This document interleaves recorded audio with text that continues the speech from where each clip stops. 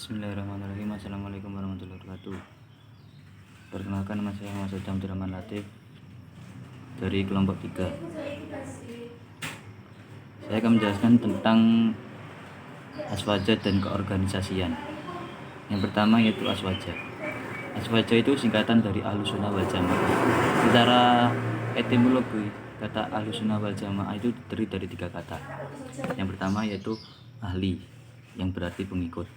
Yang kedua yaitu sunnah, yang berarti ajaran atau jalan. Yang ketiga yaitu jamaah, ini kelompok. Berarti aswaja itu disimpulkan berarti sekelompok orang yang selalu mengikuti ajaran Kanjeng Nabi. Aswaja adalah golongan yang tetap dan tidak menyimpang dari Rasulullah dan para sahabatnya. Para ulama memberi batasan sederhana untuk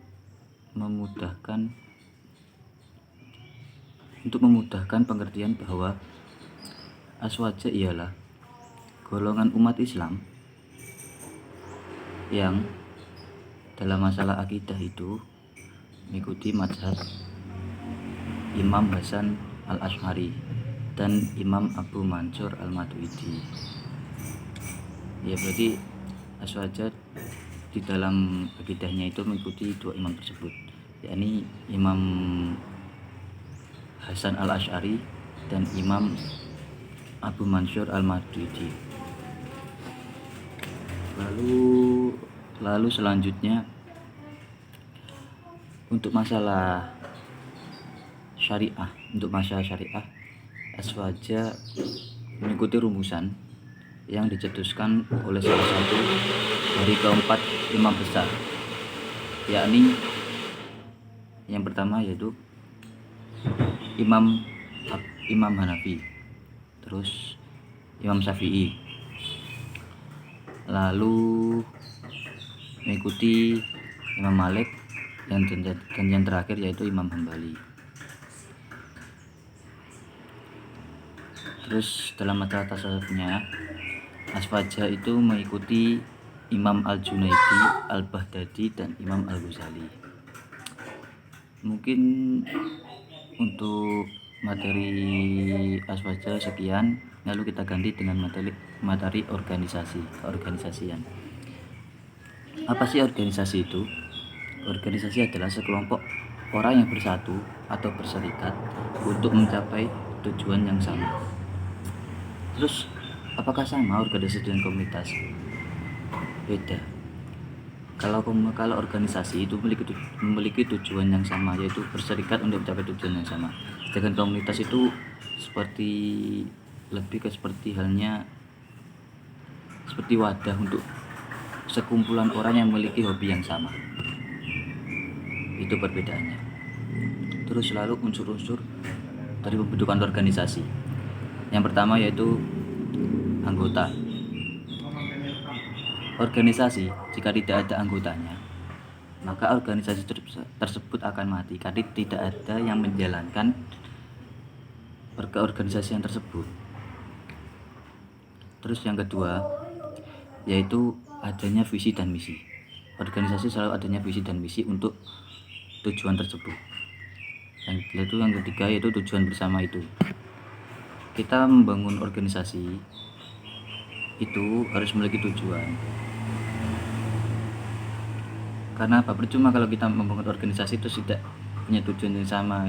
Buat apa membangun organisasi gitu? Selalu adanya aturan tersebut untuk meluruskan itu tujuan bersama itu, biar apa ya? Untuk mencapai tujuan bersama tersebut, aturan tersebut untuk mempermudah untuk tujuan bersama tersebut. Lalu yang kelima adanya kerjasama. Di organisasi harus adanya kerjasama. Lalu apa sih tujuan ikut organisasi? Tujuan ikut organisasi yaitu mengatasi keterbatasan manusia. Seperti kalau kita membangun organisasi, adanya ketua dan sekretaris, adanya bendahara. Pasti dari salah satu tersebut, misalnya ketua tidak bisa mengurusi keuangan. Jadi kita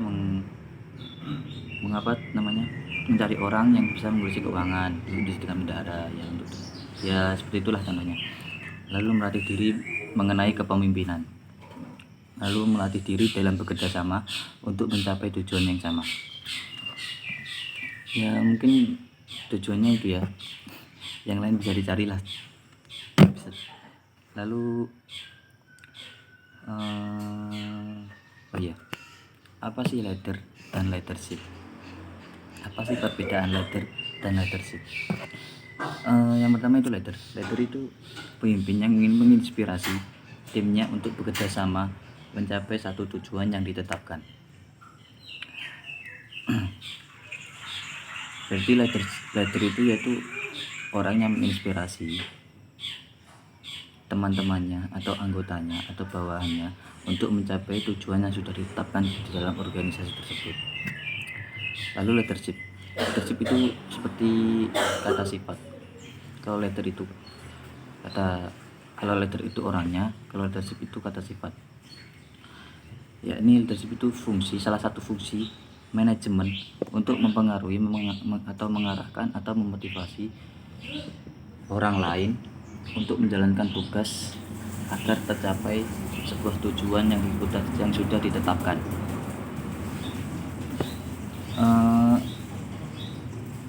Penting manakah menjadi leader atau mempunyai leadership?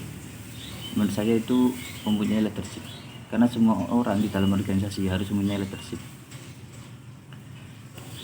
Karena tidak semua leader itu mempunyai leadership, tapi seorang yang mempunyai leadership itu bisa menjadi leader. Ya mungkin begitulah penjelasan singkat dalam organisasi ini.